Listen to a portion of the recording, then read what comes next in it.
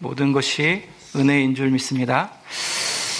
오늘 그 은혜 가운데 하나님께서 우리 한국으로부터 아주 귀하고 특별한 목사님을 우리 교회에 보내주셨습니다. 어저께가 우리 사랑하는 박대영 목사님 목회학 박사 졸업식이 있던 날인데 현 GCU의 부이사장님이시면서 구리 성광교회 담임 목사로 계시는 우리 김희수 목사님, 우리 예수성광교회를 특별히 사랑하는 가운데 말씀을 증거해 주시기 위해서 오셨습니다. 우리 목사님 나오실 때 우리 목사님을 우리 교회에 보내주시고 귀한 말씀을 들려주신 하나님 앞에 감사와 영광의 박수를 올려드리면서 우리 목사님을 기쁨으로 환영하겠습니다. 우리 목사님 나오시겠습니다.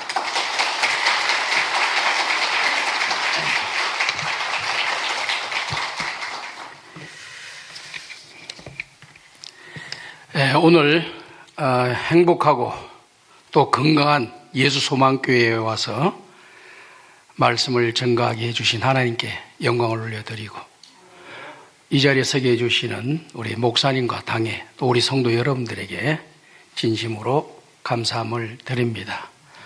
저는 한국 구리에 있는 성광교를 담임하고 있는 목사입니다. 제가 구리라고 이야기를 하니까 어떤 분들이 구미입니까? 라고 이야기하시는 분들이 계시더라고요.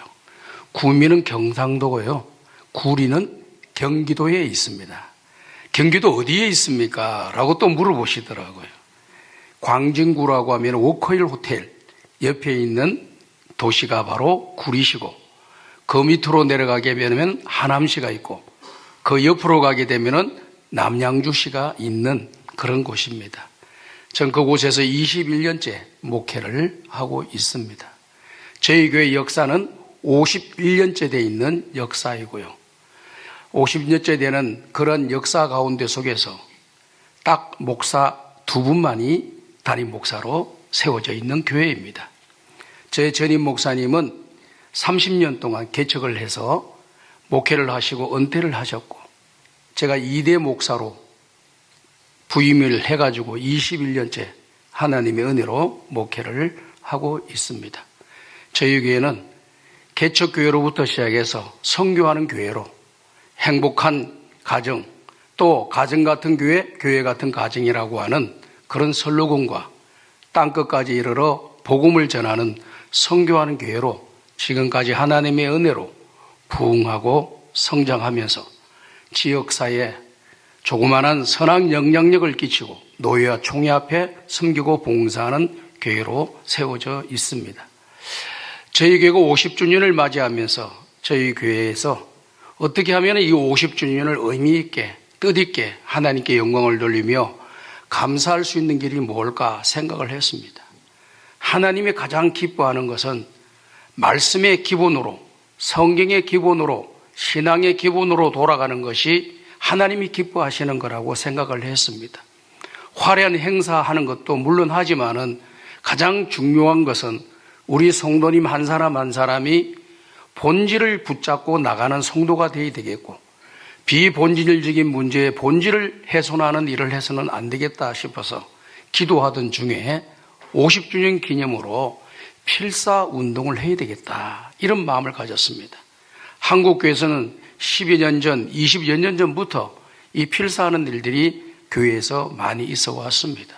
그래서 정교인들을 대상으로 해가지고 한 사람 한 사람이 한 장씩 쓰게 만들어서 신구약 66권을 다 작성해서 필사를 해가지고 하나님의 봉헌 예식을 드리는 그런 교회가 상당히 많이 있었습니다.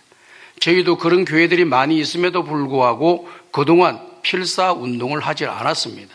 50주년 기념이 되면서 필사운동을 하기 위해서 기도를 하기 시작했습니다. 그래서 언제 시작하면 좋겠느냐, 이 50주년에 맞춰서 성경 필사가 완필되는 그런 해를 우리가 맞이했으면 좋겠다 해가지고 팬데믹 기간 동안에 모이기도 힘들고 예배 자리도 나오지 못하게 만드는 정부의 방역 정책에 의해서 담임 목사 온 성도들이 상당히 힘든 기간을 보냈던 것은 사실입니다.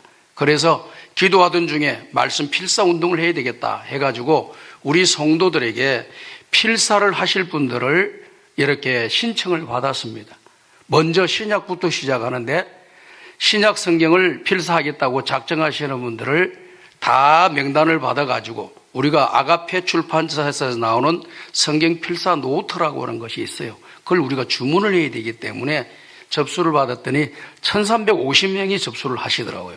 1350명이 접수를 해가지고 아가페 출판사에다가 1350권을 주문을 넣었더니 목사님 135권 아닙니까? 라고 이렇게 질문이 다시 들어왔어요. 아닙니다. 1350권입니다. 그랬더니 자기네들이 이 아가페 출판사에서 필사 성경을 이렇게 발행을 하고 난 뒤에 다니엘 교회에서 1350권을 주문한 것은 처음이라고 이야기를 하더라고요.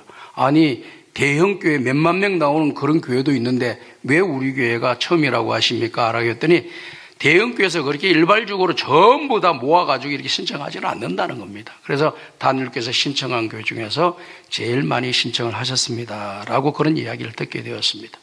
그래서 필사 운동을 진행을 하는데요. 우리 성도님들이 필사를 하면서 많은 은혜를 받고 있더라고요. 몰랐던 말씀들, 이 말씀이 이런 말씀이 여기 있구나 발견을 하게 되면서 자기 삶에 적용을 시키면서 은혜를 받으면서 감사할 것은 감사하고 회개할 것은 회개하고 버릴 것은 버리고 해야 할 것은 하는 그런 모습이 목회자나 교회의 지침에 의해서 설교에 의해서 되어지는 것이 아니라 스스로 자발적으로 하는 그런 일이 생겼습니다. 그리고 8개월, 9개월, 10개월이 갑니까? 신약 성경을 다 썼다고 하는 사람들이 나오기 시작을 하더라고요. 그래서 이제는 구약 성경 필사를 해야 되는데 구약 성경은 노트가 3권으로 되어져 있습니다. 1권, 2권, 3권으로. 그래서 이 노트 신청을 또 받아야 되기 때문에 신청을 했더니요. 50명 정도가 신청을 하더라고요. 이 필사 구약 성경을 하게 되는 것은 신약 성경을 완필한 사람들이 구약 성경을 시작하는 것이거든요. 나머지 사람들은 계속해서 신약 성경을 완필하고 난 뒤에 구약 필사로 들어가라고 그렇게 주문을 했고, 그리고 먼저 필사가 끝나신 분들 550명을 대상으로 구약 성경을 또 필사하도록 해 주었습니다. 그리고 2년이 지나고 난 뒤에 최종적으로 정리를 해보니까 305명이 신구약 성경을 완필을 하게 되었습니다.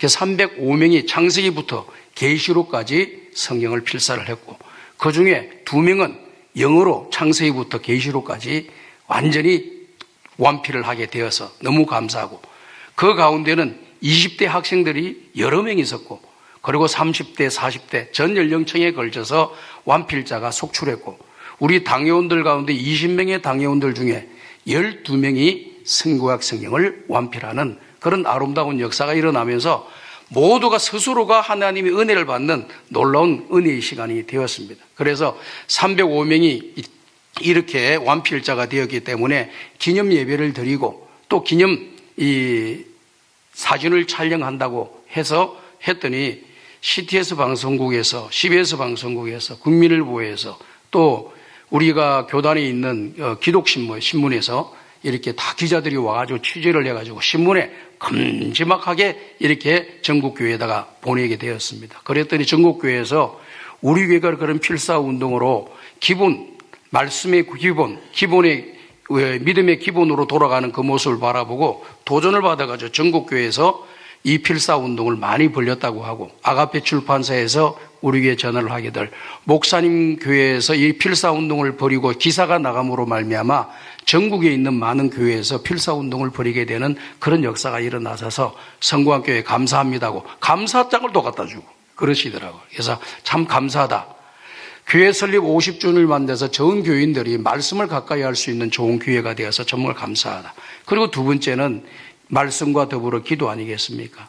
기도 운동을 벌였는데 팬데믹 기간 동안에 교회를 못 나오게 만들었잖아요. 예배를 못 드리게 만들고 모이지 못하게 만들고 같이 식사하지 못하고 구역 예배를 드리지 못하게 만들었습니다. 그래서 이러다가는 큰일 나겠다 싶어가지고 전 교인들에게 하루에 한 번씩, 일주일에 한 번씩 교회에 나와서 자발적으로 기도하는 운동을 벌여야 되겠다. 그래가지고 전 교인들에게 자기가 시간 날 때마다 한 번씩 자율적으로 와서 자율적으로 기도하고 돌아가는 운동을 벌이자. 그래서 선포를 했더니요, 성도님들 하루에 한 80명에서 100명 정도가 교회에 나와가지고 자기 혼자 스스로 시간에 1시간씩 30분씩 어떤 분은 2시간씩 기도하고 집에 돌아가는 그런 일이 나면서 한 주에 500명 가까운 성도들이 교회를 찾아오게 되고 한 달 되니까 2,000명 가까운 성도님들이 교회 전에 나와서 이렇게 스스로 기도하면서 자기의 신앙을 지켜나가는 그런 모습에 교회가 평안하고 든든히 세워져 갔고요. 팬데믹 끝나고 예배 자유가 되니까요. 보통 교회에서 30-40% 교인들이 안 나왔다고 합니다. 근데 저희 교회는 90%가 첫날에 나오더라고요. 얼마나 감사한지 모르겠습니다. 그래서 은혜를 받았고요. 또 작년에 2022년도에 50주년 되는 때에 우리 대한민국에서 지방선거가 있었습니다. 지방선거가 있었는데 저희 교회에 정치를 하시는 분이 안수집사님 가운데 두 분이 계십니다. 두 분이 시장 출마를 했는데 한 분이 구리시장으로 당선되고 또 다른 한 분이 남영주 시장으로 당선돼요. 한 교회에서 안수집사 두 명이 시장으로 당선되는 일이 교회에 생겼습니다. 그래서 나는 당연히 그런가 보다 생각했더니 많은 목회자님들과 또 외부에 있는 사람들이 이야기를 하기를 한 교회 시장 한 명 나오기도 어려운데 한 교회에서 시장이 두 명이 나왔다라고 하는 것은 우리 국내에서 없는 일이고 세계에서도 없는 일이다. 그렇게 또 이야기를 하더라고요. 그래서 예를 들어서 서울시에서 시장이 나오면 서울시에 있는 교회를 다니지 서울시장님이 구리시에 있는 교회나 경기도에 있는 교회를 나갈 이유가 어디 있겠어요. 그래서 이것도 감사할 일이다. 하나님께서 50주년 되는 그런 해에 하나님 중심, 말씀 중심, 교회 중심, 목회자 중심의 교회에 이런 은혜를 하나님이 주시는구나 해가지고 늘 감사한 그런 일을 보내게 되었습니다. 오늘 여러분들 앞에 이렇게 말씀을 전하게 되고 또 우리 교회 형편의 또 내용들을 전하게 되어서 너무나 감사를 드립니다. 오늘 여러분들이 앞으로 남은 인생의 길을 걸어가는 동안에 영혼이 잘 되는 일을 하시기를 주님의 이름으로 축복합니다. 영혼이 잘 되려면 어떻게 해야 되겠습니까? 영혼이 잘 되는 말과 행동과 결정을 하시면 됩니다. 내가 결정하는 것, 내가 말하는 것, 내가 행동하는 것이 하나님께 영광이 되고 내 영혼이 잘 되는 것이라고 하면은 이런 그 길을 꼭 걸어가셔서 23년도에 영혼이 잘 되는 축복을 꼭 받으시길 바라고요. 두 번째는 범사의 복을 받는 여러분들이 되시기를 주님의 이름으로 축복합니다. 하는 것마다 형통한 길이 열리기를 축복합니다. 잘 되기를 바랍니다. 그리고 세 번째는 몸들이 건강하시길 바라요. 오늘 장로님 나오셔서 기도하는 내용을 보니까 한우들을 위해서 기도를 많이 하시더라고요. 참 아름다운 일이라고 생각됩니다. 저희도 교원들이 암으로 투병하고 있는 분들이 한 30명 정도 됩니다. 그러니 30명 정도 투병하고 한 30명 정도는 투병 생활에서 회복하는 그런 과정에 있고요. 한 60명 정도가 암으로 이렇게 투병 생활을 하고 있고 또 다른 이런 저런 병들로 인해서 어려움을 겪고 있는 분들이 또 100여 명이 되고 이렇게 해서 늘 기도 제목 가운데 있곤 합니다. 그러나 기도하게 되면 하나님이 역사하실 줄로 믿습니다. 믿음의 기도는 병든 자를 구원하리니 주께서 저를 일으키시리라. 믿는 자의 기도는 역사하는 힘이 크다 그랬습니다. 여러분이 기도해 주시면 좋은 역사가 일어날 줄로 믿습니다. 건강하시게 사시고 하나님께 영광 돌리다가 천국 가시기를 주님의 이름으로 축복합니다. 오늘은 어버이 주일입니다. 저는 원래 이렇게 목사님하고 이렇게 연결해 주시는 그 총장님이 연결을 해 주셔서 제가 오늘 이곳에 오게 되었는데요. 저는 다른 설교를 준비하려고 했더니 오늘 이 날이 미국 교회에서 어머니 날로, 어머니 주일로 지키는 그런 날이라 그래서 한국에서 우리가 어버이 주일을 지키는데요. 여기는 어머니 날이라고 이렇게 어머니 주일로 이렇게 됐더라고요. 저희들도 맨 처음에 우리 한국 교회도 어머니 주일을 했죠. 그래서 찬송가도 어머니의 그 귀한 그 노래, 찬양도 있잖아요. 찬송도. 그런데 왜 어머니만 어머니냐? 아버지도 어버이다 해가지고 우리 한국교회에서는 어버이 줄로 바꿔가지고 어버이 주로 예배를 드리는 것입니다. 그래서 오늘 어버이날, 어머니 날로 이렇게 설교를 해 주셔야 될 것 같다. 그런 메시지를 받고 한국에서 예배 드리는 어버이 주일날, 어머니 주일날에는 어떻게 예배를 드리고 있나 그대로의 말씀을 여러분들에게 전하기로 작정하고 오늘 말씀을 준비해서 여러분들 앞에 나왔습니다. 그러니까 오늘 들으시는 이 하나님의 말씀은 어버이 주일, 어머니 주일에 들으시는 하나님의 말씀은 지금 우리 조국교회에서 주일날 이와 똑같은 내용으로 말씀이 선포된다라고 하는 것을 참고하시면서 말씀을 들으며 은혜를 받으시기를 주님의 이름으로 축복합니다. 우리 기독교를 사랑의 종교라고 하지요.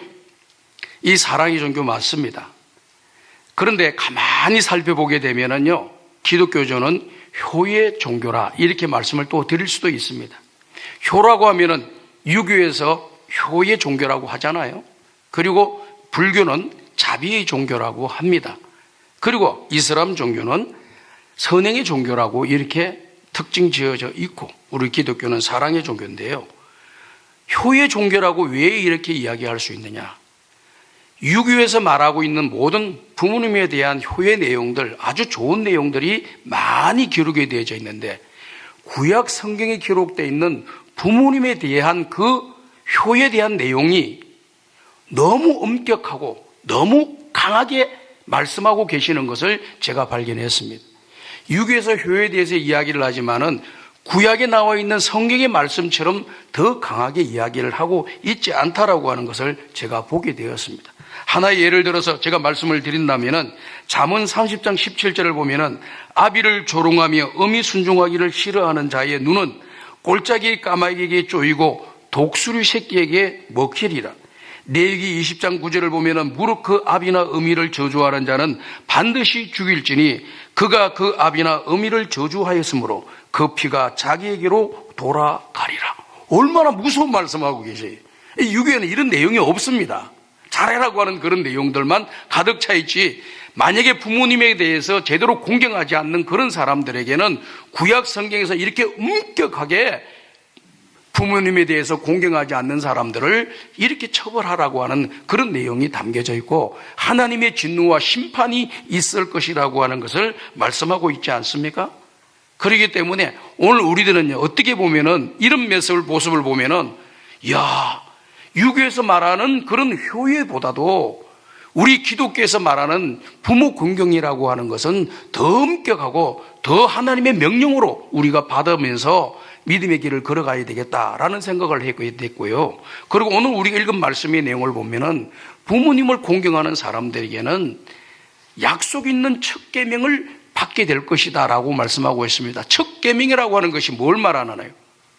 첫 번째 계명이다. 약속 있는 첫 번째 계명이다. 하나님이 약속하신 그 내용에 대해서 첫 번째로 하나님이 이루어 주실 내용이라고 하는 그런 말씀을 이야기하는 겁니다. 그래서 성경 오늘 읽었던 말씀 3절에 보니 이 첫 계명은 하나님 앞에서 부모를 공경하며 살아가는 사람들에게는 내가 땅에서 잘 되고 장수하리라 이렇게 기록이 되어져 있습니다. 땅에서 잘 되고 장수하리라. 모든 사람들이 이 땅에서 잘 되려고 얼마나 노력하고 몸부림 치고 애를 쓰고 살아가고 있습니까? 처절한 투쟁의 삶을 살아가고 있는 것이죠. 그런데 오늘 성경의 말씀을 보니까요, 우리가 그런 처절한 투쟁의 삶을 살아간다고 해서 땅에서 잘 사는 것이 아니라 땅에서 우리에게 주어진 모든 일에 최선을 다하고 믿음의 길로 걸어가고 부모님에게 효도하는 그런 사람들이 이 땅에서 하나님이 복을 내려주시고 형통케 되는 역사가 일어나도록 해주신다. 그것이 약속 있는 첫 번째의 약속의 말씀이다라고 하는 것을 우리에게 이야기를 해주고 있는 것입니다. 사랑하는 여러분, 오늘 나의 나 된 것은 하나님의 은혜라고 하는 고린도전서 15장의 사도 바울의 고백이 저와 여러분들의 고백이 되어야 될 줄로 믿습니다. 오늘 우리가 은혜의 찬양 얼마나 은혜로웠습니까? 저도 이 은혜 찬양 부를 때마다 너무 감사하고 10분을 불러도 좋고 20분을 불러도 좋고 온전히 같이 불러도 좋고 혼자 불러도 좋고 그냥 은혜가 막 쏟아지는 거예요.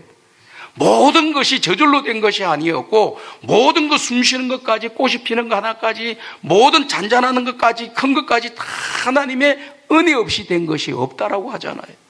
오늘 우리 자신이 있는 것은 첫 번째는 이와 같은 하나님의 은혜가 있기 때문에 오늘 이 자리에 앉아 있는 겁니다. 그리고 두 번째로는 부모님의 은혜가 있기 때문에 오늘 우리 이 자리에 앉아 있는 거예요. 믿으시면 아멘 하시기 바랍니다. 부모님 은혜 없이 우리가 어떻게 이 자리에 앉아 있겠어요?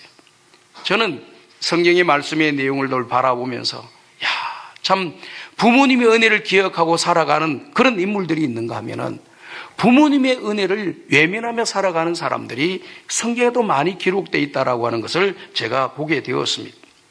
성경을 보게 되면 여러분들 어떤 사람들이 나옵니까? 성경을 보게 되면은 이런 사람들이 나오지 않습니까? 보면은 이 노아의 두 세 아들이 있지 않습니까? 함과 셈과 야벳, 이 세 아들이 나오는데 노아가 허물을 보였지 않습니까? 허물을 보였을 때 함은 어떻게 했습니까? 아버지의 그 허물을 형제들한테 알리면서 흉을 봤다 그 말이죠. 근데 셈과 야벳은 그 아버지의 흉 있는 것을 뒷걸음질 쳐서 그 부끄러운 것을 가려줬던 것을 보여주고 있지 않습니까?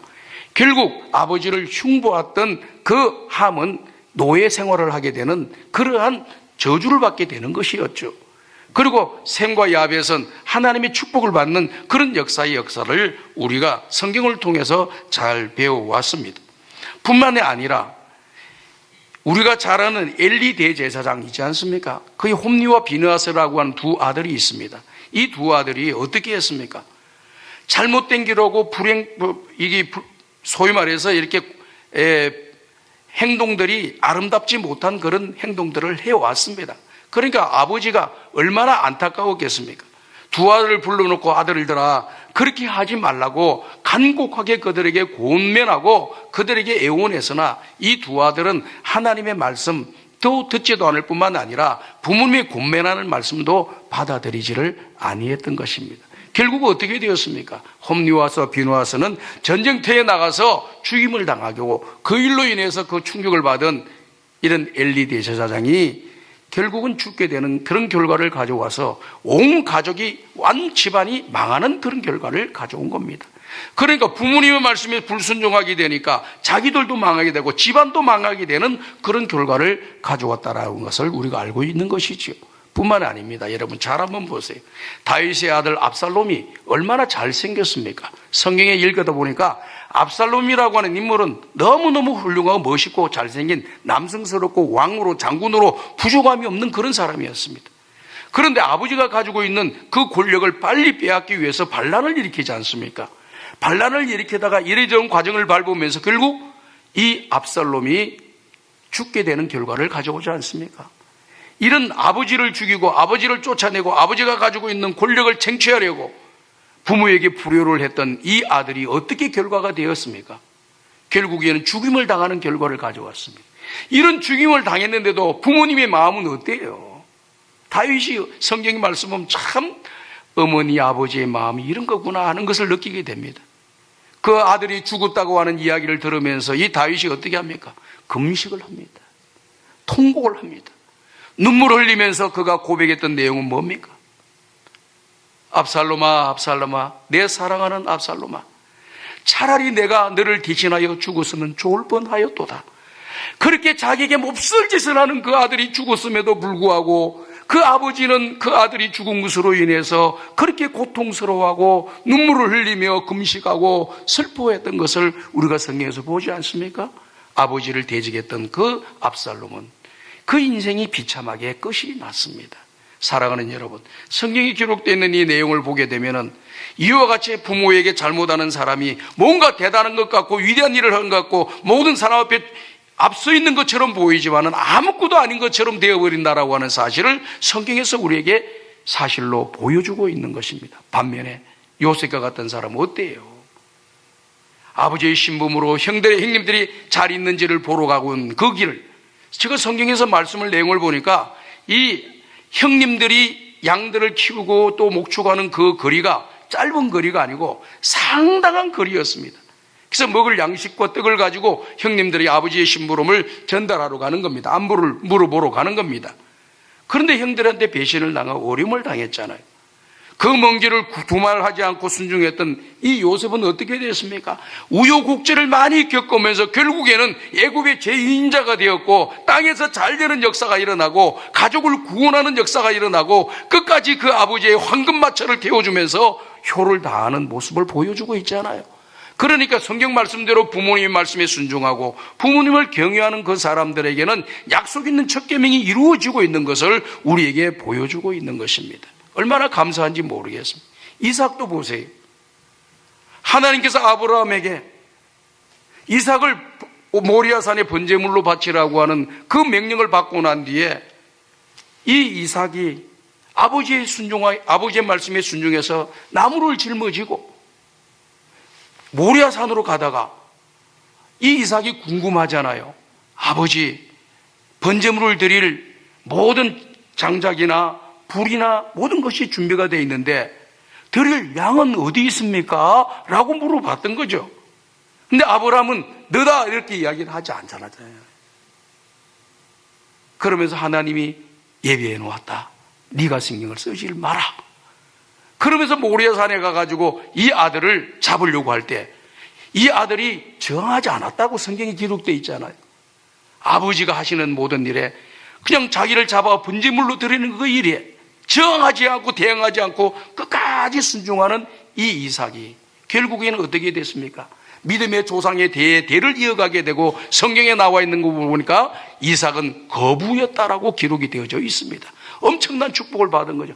부모님의 말씀에 순종하고 부모님을 순종하는 그 사람들, 공경하는 그 사람들이 복을 받는 역사가 일어나는 것을 보여주고 있지 않습니까? 사랑하는 여러분, 부모 공경하는 것은 땅에서 잘 되고 장수하게 되고 복을 받는 비결이 된다는 사실을 여러분들이 믿으시기를 주님의 이름으로 축복합니다. 오래전에 아르메니아에 있어요. 큰 지진이 일어났습니다. 얼마 전에는 터키에서 이렇게 지진이 일어나서 많은 사람들이 죽었잖아요. 그 이전에 아르메니아라고 하는 곳에서 이렇게 이 지진이 일어나 수백 명이 죽게 되고요. 건물이 더미 속에 깔려가지고 죽은 사람들이 수백 명입니다. 근데 거기서 구조대원들이 가가지고 구조를 하다 보니까 놀라운 일이 하나 일어났습니다. 이제 태어난 지 이제 10개월도 안 되는 이 아이가 살아있는 거예요. 또 건강하게 살아있는 거예요.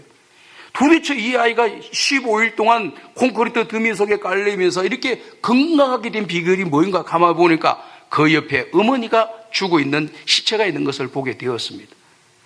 그리고 어머니의 모습을 보니까 어머니의 손가락을 보니까 손가락 10개의 손가락이 다 찢어져 있는데 한 개 손가락만 살아 건강하더라는 겁니다.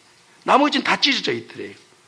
그 속에 갇혀서 콘크리트 더미 속에 갇혀서 아기는 먹을 것을 달라고 얼마나 울었겠습니까? 그래 먹을 것은 줄 수가 없으니까 어머니가 자기의 손가락을 이 깨진 유리 조각으로 껴서 이 아이의 입에다가 집어넣어주고 피를 빨아먹게끔 해준 겁니다. 그리고 이것이 또 다 되면은 그 다음 손가락을 찢어서 그 아이 입에다가 물려줘가지고 이 아이를 살려내고 그래서 9개의 손가락을 이렇게 찢어가지고 이 아이를 먹였던 거예요. 그리고 모든 피가 다 나가니까 이 어머니는 그 안에서 죽게 된 것이죠. 이와 같이 어머니의 이 사랑과 희생이라고 하는 것은 오늘 저와 여러분들은 오늘을 있게 만든 근본 원동력이라고 하는 사실을 여러분들이 믿으시기를 주님의 이름으로 부탁을 드립니다. 얼마 전에도 이번에 와가지고 좀 들었는데요. 이 조지아주에서도 총격 사건이 있었다 그럽니다. 그래서 마트에서 인종차별주의를 생각을 갖고 있는 사람이 총을 난사해가지고 사람들이 많이 죽었는데 그 가운데 우리 한인들이 여러 명 죽었다고 하는데 한 가정이 엄마 아빠가 한 사람은 치과 의사라 그러고 한 사람은 변호사라 그러고 그리고 아이들 둘을 데리고 뭔가 이렇게 마트에 물건 사러 왔다가 그 표적이 돼가지고 총을 난사하는데 이렇게 죽음을 당했다고 합니다. 근데 아들 하나가 살았다고 해요. 근데 이 아들이 살은 이 비결이 어디 됐냐면은 그 어머니가 총을 쏜 순간 그 아이를 딱 끼안고 어머니 총을 많이 맞아서 죽고 이 아이는 어깨 쪽에 총알이 스쳐 지나가면서 여기에 상처만 나고 피만 나게 되고 아이는 건강하게 살았다는 겁니다.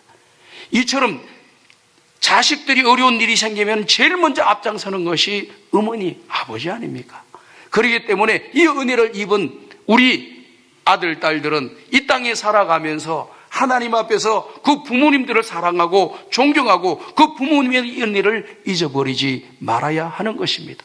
나의 나 된 것은 하나님의 은혜이고 두 번째로는 부모님의 은혜라고 하는 사실을 잊어버리지 말고 오늘 성경에 말씀했던 것처럼 내 부모에게 공경하고 부모님의 말씀을 경히 여기지 말고 그 말씀에 옳은 일이라고 하면 순종을 하여서 약속 있는 첫 계명의 복을 받는 우리 모두가 되기를 주님의 이름으로 축복합니다. 반표지효라고 하는 단어를 여러분들이 잘 아실 겁니다. 이것은 부모에 대한 효에 대한 사자성어 아주 유명한 단어이죠. 이 단어가 나오게 됐던 배경은 1596년 명나라 말기 이시진해라는 사람이 자연과학서와 같은 본초 강목이라고 하는 책 속에 까마귀 습성을 살핀 내용이 기록되어 있습니다. 어느 덕망 있는 노인이 어느 날 우연히 까마귀 둥지를 보았는데 둥지 안에는 늙은 까마귀가 허약해서 날지 못하고 죽어가고 있었다고 합니다. 그런데 새끼 까마귀 네 마리가 부지런히 돌아다니면서 한 마리는 물을 입에 가득 머금고 그 늙은 어머니에게 그 물을 마시게 하는 것을 보았다 합니다. 그리고 다른 또 까마귀 새끼들은 작은 곤충을 잡아서 그 늙은 어미의 입에다가 곤충을 넣어주는 걸 봤다고 해요. 또 다른 새끼는 작은 물고기를 잡아가지고 그 어머니 입에다가 그 물고기를 넣어주는 것을 보았다고 합니다. 그리고 작은 물고기를 또 물어다가 그 어머니에게 가르쳐 주면서 그 어머니가 그 안에서 살 수 있도록 만들어 주었다는 것을 보고 크게 감동받고 깨달아가지고 반표지효라고 하는 단어를 처음으로 사용하게 되었다고 합니다. 사랑하는 여러분, 이렇게 말 못하는 짐승들도 자기를 낳아주시고 길러주신 분이 이렇게 연약하고 약해질 때 도와서 그 어머니를 도와주고 살려주는 일을 하는데, 만물의 영장이라고 하고 인간에 태어나서 이 땅에서 최고의 그런 공부와 학문 모든 것을 다 배운 사람들이 부모님에 대해서 무관심하고 부모님에 대해서 업신여기고 부모님을 깔보고 함부로 대하는 것이라고 하는 것은 너무나도 잘못된 것입니다. 아무리 박사학위를 받았다 할지라도 그 인간이 하나님 앞에서뿐만 아니라 부모님 앞에서 그와 같은 모습으로 그 은혜를 잊어버리고 살아간다라고 하는 것은 너무나도 잘못된 인생의 길을 걸어가고 있다라고 하는 것을 우리에게 보여주고 있는 것입니다. 닐슨 박사님이 일리노이주 대학교의 심리학 교수입니다. 이분이 쓴 책을 제가 한번 본 적이 있습니다. if 심리학이라고 하는 제목의 책입니다. 이 책 내용은 종합적으로 정리를 해보면 사람들이 후회하고 깨달아서 더 발전하고 전진할 수 있는 기회도 된다는 겁니다. 그런데 공통적인 것은 내용은 뭐냐면은 사람들은 두 가지를 후회를 한다는 겁니다. 첫 번째는 해야 될 것을 하지 않아서 후회를 하고, 두 번째는 뭐냐면은 하지 말아야 될 것을 해가지고 후회를 한다는 것입니다. 여러분 한번 생각해 보십시오. 지금까지 살아오시면서 한 내 인생을 되돌아보면서 그때 내가 이것을 했으면 더 좋을 뻔했는데 하는 후회가 있지요. 그때 내가 그걸 하지 말았어야 되는데 내가 했구나 하고 후회스러운 것이 있는 것입니다. 이런 후회스러운 것이 있는 것이 우리 인생이라고 이야기하면서 그 후회스러운 것을 깨달으면서 두 번 다시 그와 같은 후회스러운 일을 하지 않는 것이 오늘 우리 인생을 더욱더 발전시키는 계기가 된다라고 하는 것을 이야기한 적이 있습니다. 그런데요, 주자라고 하는 사람이요, 주자 시표훈이라고 하는 글을 여러분들이 아마 집에 가서, 지금 하지 마시고요, 집에 가서 한번 쳐보세요. 주자 시표훈에 보면 인생에 살다 보면은 10가지 후회스러운 일을 하는데 그 중에 제일 후회스러운 것이 뭐냐? 부모 불효 사후회라고 하는 그런 단어입니다. 무슨 말입니까? 부모님 살아 계실 때 효도하지 않고 부모님에게 잘 해드리지 않은 것이 부모님이 돌아가시고 난 뒤에 너무나도 후회가 된다는 것입니다. 그렇기 때문에 이런 후회감을 가지지 말고 살아계실 때 잘 모셔라고 하는 그런 뜻이 담겨져 있는 것이지요. 그래서 오늘 우리들은 이 땅에 살아가면서요, 이와 같이 하나님 앞에서 하나님의 은혜로 살아가고 부모님의 은혜로 살아간다는 것을 잊어버리지 않고 하나님께 영광을 돌리고 우리 부모님의 사랑과 그 은혜에 감사하면서 부모님께 효를 하면서 남은 인생 살아가는 것이 하나님이 우리에게 명령하신 내용이라고 하는 것을 기억하고, 이것이 하나님의 땅과 이 땅에 살아갈 때 복을 받는 첫 번째 계명이라고 하는 사실을 여러분들이 믿으시기를 주님의 이름으로 축복합니다.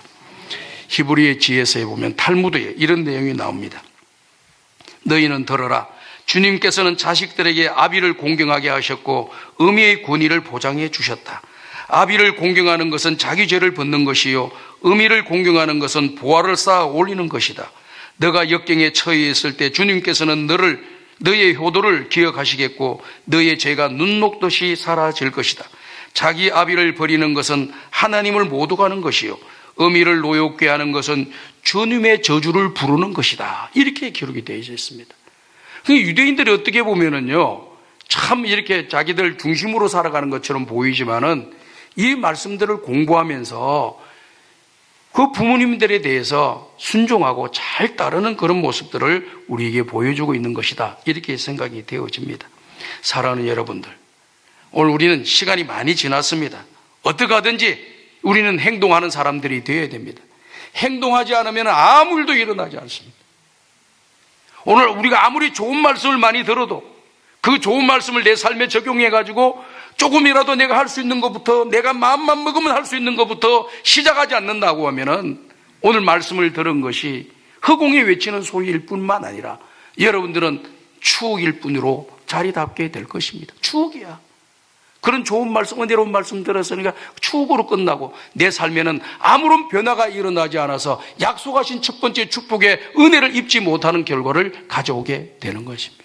사랑하는 여러분, 저는 목회를 하면서 우리 성도님들이 신앙생활 하는데 뭘 가지고 신앙생활 할까요? 말씀 중심으로 신앙생활 하는 겁니다. 말씀이 하라는 것 하고 하지 말라는 거 안 하면서 살아가는 것이 신앙생활입니다. 믿으시면 아멘 합시다. 그럼 말씀이 하라고 하는 것을 하면 되잖아요. 근데 성경에서 말하는 것은요, 우리가 할 수 없는 것을 말하라고 하는 것이 아닙니다. 할 수 없는 걸 하라고 하지 않습니다. 할 수 있는 것을 하라고 말씀합니다. 부모에게 공경하라고 하니까 내가 지금 여유가 없다, 또 돈을 벌면 하겠다, 시간이 되면 되겠다, 뭔가 이루어 놓으면 하겠다, 그게 아니라는 겁니다. 우리가 하나님의 말씀을 적용할 때는 어떻게 적용해야 되느냐 하면은 큰 것을 생각하지 말고 작은 것부터 시작해서 큰 것을 바라봐야지, 큰 것을 생각하고 작은 것을 소홀히 여겨서는 안 된다라고 하는 말씀입니다. 내가 마음만 먹으면 할 수 있는 부모님에게 대한 감사의 표시, 은혜의 표시를 또 부모님을 기쁘게 드릴 길이 뭘까? 돈을 안 들여도 얼마든지 할 수 있는 것이 많이 있고 마음만 먹으면 할 수 있는 일들이 너무 많지 않습니까, 여러분? 그걸 여러분들이 오늘 이 어머니 날에 말씀을 들고 예배에 참석을 하면서 여러분들이 행동하십시오. 기적이 일어날 줄로 믿습니다. 역사가 일어날 줄로 믿습니다. 놀라운 은혜와 복을 받는 기적이 일어날 줄 믿습니다.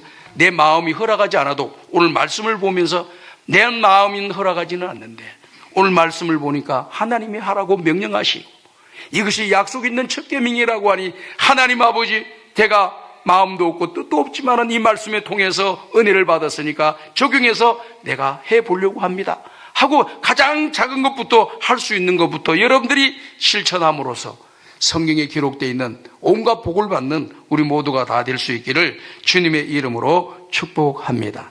하나님께서 역사해 주셔요. 참 부모님들 은혜가 너무나도 감사해요. 저도 이렇게 첫 번째 아까 말씀을 드렸던 것처럼 하나님의 은혜로 내가 있는 겁니다. 두 번째로 오늘 내가 있는 것은 부모님의 은혜, 특별히 어머님의 은혜를 입어서 오늘 이 자리에 있는 거예요. 이렇게 이 설문조사기관에서 여론조사를 해봤다고 해요. 세상에서 가장 아름다운 단어가 뭡니까? 아름다운 단어가 뭡니까? 라고 하는 질문이에요. 했더니 이상하게 사람들이 공통적으로 1위를 몰아준 단어가 있는데 그 단어가 어머니라고 하는 단어예요. 세상에서 가장 아름다운 단어 어머니, 어머니. 2위가 뭐냐? 패션, 열정적으로 모든 일을 하는 사람들을 아름답게 본다는 거예요.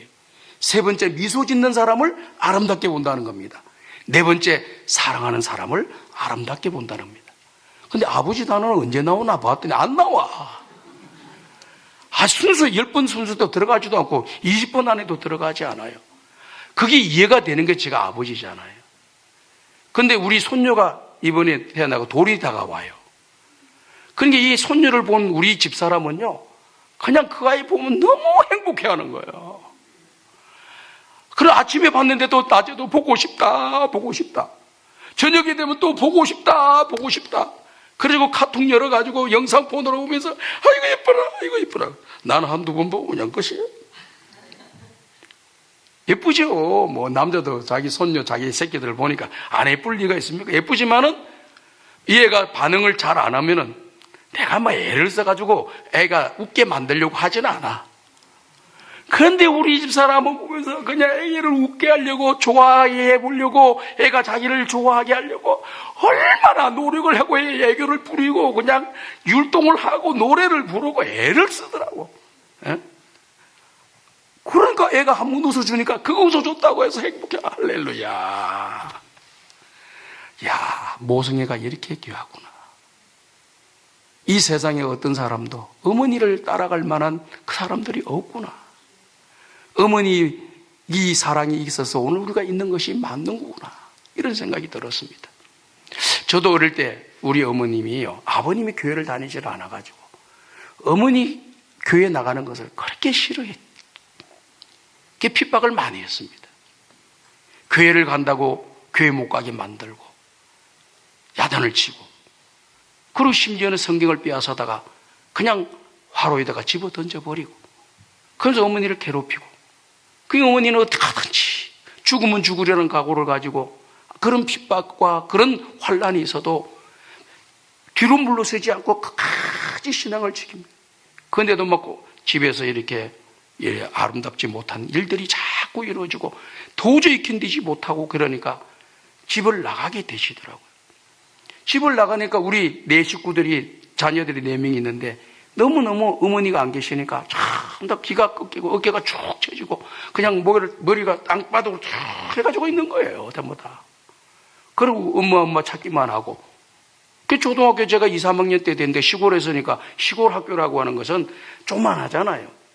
그냥 그 넓은 운동장에 학교에 딱 있는 교실이 있는데, 이 교실에 어머니가 오지 않아가지고, 보이지 않아가지고 집에 안 계셔가지고 그냥 슬퍼서 학교에 앉아가지고 아무런 재미도 없고 앉아있는데 누가 교실에 창가로 왔다 갔다 하는 거예요. 누가 오나 하고 딱 봤더니 우리 어머니가 찾아왔더라니까. 학교에 찾아왔어. 무엇 때문에 찾아왔겠어요? 사랑하는 자식을 보려고, 아들 보려고. 그 성경 말씀이 나온 게 딱 맞는 거, 이사에. 그 어미가 자기가 낳은 자식을 어찌 잊겠으며 그 낳은 자식을 어떻게 버리겠는가. 혹시 그들은 버린다 할지라도 나 여호와는 너희를 버리지 않고 너희를 기억하겠다. 우리 하나님의 사랑에 대해서 더 짙은 것을 또 이야기를 해주잖아요. 그래서 어머니는 떨어져 있어도 생각이 뭐가 있느냐? 항상 자식에게 가 있는 거예요. 아버지도 물론 자식에게 가 있지만은 어머니의 그 관심과 사랑이라고 하는 것은 아버지가 따라갈 수가 없는 거예요. 그래서 나는 이 수업 시간이 지금 공부가 진행되고 있는데 어머니는 와서 내 아들 있나 하고 창더러 이렇게 쳐다보는 거라. 나갈 수가 없지요. 그래서 눈물만 막 흘리다가 수업 끝나고 나가서 갔더니 팍 안아주고 먹을 거 가져와 또 먹이에 또 사. 야, 참 어머니 은혜 이렇게 너무 크다. 그 사랑이 있었기 때문에 오늘 내가 있다. 이런 생각을 하게 됐어요. 그리고 제가 유학을 또 영국에 가게 되는데 우리 어머니가 영국을 간다니까 막 우시더라고요. 그러면서 뭐라고 이야기를 하냐면은 너는 유학을 가서 좋을런지 몰라도 나는 너를 못 보게 되어서 너무 슬프다는 거예요. 사랑하는 너를 유학을 보내면 앞으로 더 앞날에 더 발전하고 더 좋아질 일이 있다고 생각해서 기뻐해야 되는데 그 기쁘지. 그렇지만은 너하고 떨어져 있고 너를 못 본다고 하니까 너무 슬프다는 겁니다. 그러면서 그동안에 10,000원, 1,000원 모아놨던 돈을 봉투에다 탁 담아가지고 탁 나한테 주고요. 근데 그 봉투 안에 편지가 하나 써 있어요. 그 내용이 그겁니다. 사랑하는 내 아들아, 네가 유학을 간다고 하니까 기쁘기도 하다. 그러나 너 얼굴을 자주 볼 수 없다고 생각하니 너무 나는 슬프다. 이런 편지를 써놨더라고요. 어머니의 사랑은 우리 인간의 논리나 계산에 의해서 되어지는 것이 아니고 일방적으로 헌신하고 퍼부어주시는 은혜를 우리에게 주셨는데 우리는 그 부모님의 은혜를 잊어버리지 못하고 내 생각에 맞지 않고 내 감정이 맞지 않고 내 상황과 내 입장이 맞지 않다고 해서 어머니 말을 함부로 무시하고 부모님을 업신여기고 자기 고집대로 살아왔던 것이 얼마나 후회가 되었는지 몰랐습니다. 사랑하는 우리 모든 예수 소망교회 성도 여러분들, 이 어머니 날을 맞이해서 효심을 회복하기를 주님의 이름으로 축복합니다. 이 효심이 회복되면 사는 역사가 일어날 줄 믿습니다. 가정이 건강해집니다. 교회가 건강해집니다. 이 사회가 건강해집니다. 아름다운 역사가 일어나게 될 줄로 믿습니다. 저는 이 설교를 준비하면서 이 어머니 날이 언제 나왔나 조사를 해보니까 미국의 제28대 대통령 윌슨 대통령이 어머니 날을 제정을 했더라고요. 그래서 5월달 두 번째 주를 어머니 날로 정해놨더라고요. 아예 법으로. 그래서 지금까지 지키고 있는 것 같습니다. 그 내용을 살펴보니까 윌슨이 어릴 때 너무너무 가난하게 지내가지고 어머니가 싹바느질하고 닭을 키워가지고 알을 가지고 팔아가지고 간신히 이 아이를 먹여 키워서 키웠다는 겁니다. 이 아들 윌슨은 어머님의 그 희생과 헌신에 대해서 부응이라고 보답이라도 부응하기 위해서 열심히 공부를 했답니다. 고등학교를 졸업할 때 1등으로 졸업했다고 합니다. 오너가 됐다 그래요. 오너라 그러더구만요. 그래서 1등을 졸업한 사람이 메달을 주고 그런다고 합니다. 근데 이제 이 1등이 되었다는 걸 알고 있었기 때문에 어머니한테 이야기를 했다고 합니다. 어머니, 내일 내가 1등으로 졸업하는데 꼭 졸업식장에 내일 꼭 오셔야 됩니다. 오셔야 돼. 안 간대. 왜 안 가느냐? 나는 밖에 나갈 만한 예쁜 옷도 없고 좋은 옷도 없고 나는 일 안 하냐고 얼굴이 새까맣게 타가지고 네가 1등으로 가는데 네 얼굴을 그 빛이 나야지. 내가 이렇게 가면 네 얼굴의 빛이 더 가릴 것 같아. 다 안 간다는 거예요. 내가 가면 네 얼굴이 더 살아나야 되는데 이 남루한 모습으로 가면은 너 모든 것이 깎여질까 싶으니까 안 가겠다 그런 거예요. 안 아니다고 오셔야 된다고. 나 못 간다고. 그렇게 막 엄마하고 이렇게 앙숭숭 다투다가 그 다음날 이제 졸업식장 날 되니까 졸업장에 갔잖아요. 졸업장에 교장 선생님이 1등이라고 메달을 탁 걸어주려고 하는데 잠깐 그렇게 하는 거예요. 그래서 뒤로 돌아보면서 그날 졸업식장에 참석하는 사람들 중에 자기 어머니가 왔는가 이렇게 쳐다보았다는 겁니다. 그 닐슨 대통령이. 근데 어머니는 자식이 졸업하는 것을 보고 싶지요. 보고 싶어서 일찍 오지 못하고 뒤에 와가지고 나무 기둥이 있는 데 숨어가지고 쳐다봤다는 거예요. 혹시 내로 말미암아 우리 아들이 위신이 좀 깎일까 싶어가지고 뒤에 숨어 있었다는 거예요. 근데 딱 보더니 자기 어머니를 발견한 거예요. 그래서 달려가가지고 어머니에다가 그 목걸이를 금메달을 걸어주신 거예요. 모든 사람이 그걸 바라보고 박수를 치면서 환호를 했다는 겁니다. 이만큼 부모님께 효도하는 이 윌슨이 대통령이 되고 총장이 되고 사회에 선한 영향력을 끼치는 인물이 되고 오고 오는 세대의 어머니 날을 기념해서 어머니들을 위로하고 어머니들의 은혜를 기억하라고 하는 것으로 딱 날짜까지 법으로 만들어가지고 정해졌다는 거예요. 너무나도 감동스럽더라고요. 부모님의 그 은혜라고 하는 것은 동양만 적용되는 것도 아니고 서양만 적용되는 것도 아니고 온 세계 어머니에게는 이 모든 부모님의 자식의 사랑이 다 적용되는구나. 어머님의 은혜는 한도 없고 끝도 없는 것이구나. 바람이 불더라도 어머니는 기다려주지를 않아요. 그러니 귀에 있을 때 오늘 우리들이 부모님들에게 말이라도 또 같이 한번 앉아주고 밥이라도 같이 한번 먹으면서 어머니 마음을 풀어주는 여러분들이 꼭 되시길 바랍니다. 저는 잠언 말씀을 읽으면서 이 말씀이 참 마음에 와닿습니다. 아들아, 너의 마음을 나에게 주며, 이 말씀이 딱 들어왔어요. 너희가 있는 돈을 나에게 주며, 네가 좋은 것을 나에게 주며, 맛있는 음식을 나에게 주며, 이런 말이 없고요. 너의 마음을 나에게 주라. 그러니까 무슨 말이에요? 어머니 사랑합니다. 감사합니다. 이것만 있으면, 진심이 우러나온 그 말만 있으면 어머니는 만족한다는 거예요. 다른 좋은 옷 사주고 용돈 주고 좋은 일이지요. 그러나 어머니가 진정 바라는 것은 그런 것이 아니라 어머니 감사해요. 사랑해요. 어머니 은혜에 감사해요. 이것만 알아준다면 나는 내가 그동안 수고하고 노력하고 애쓰고 모든 것 다 바친 것이 다 기쁨으로 된다. 이 말씀이거든요. 오늘 사랑하는 여러분, 어머님의 마음을 받아주시기를 바랍니다.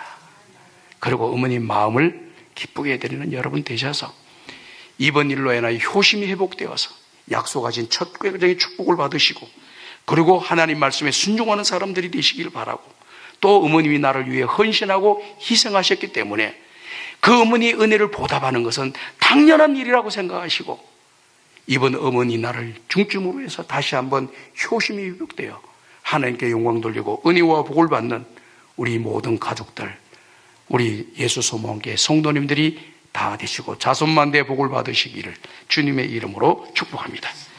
기도드리겠습니다. 인간의 생사복을 주장하시는 전능하신 하나님 아버지, 오늘 어머니 날을 맞이하여 하나님의 말씀을 통하여 은혜를 받게 도와주심을 감사드립니다. 아버지 하나님, 행동하게 도와 주옵시고 움직이게 도와 주시옵시고 아버지 하나님 우리의 생각이 달라지게 하여 주시어서 새롭게 출발하여 하나님께 영광을 돌리고 약속받는 축복의 사람들이 다 되게 하여 주시옵시고 부모님의 자랑스러운 아들, 딸들이 되게 하여 주옵소서. 예수님의 이름으로 기도드리옵나이다. 아멘.